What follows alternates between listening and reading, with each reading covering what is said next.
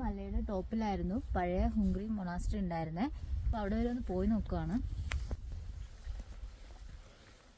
ഇവിടെ വഴിയിലെത്തുമ്പോൾ നമുക്ക് ദൂരെയായിട്ട് ഗ്രാമം കാണാൻ പറ്റും.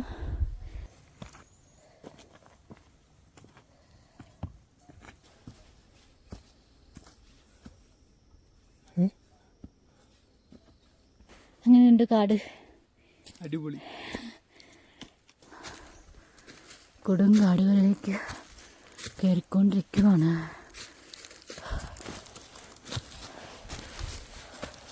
These here are unbelievably huge.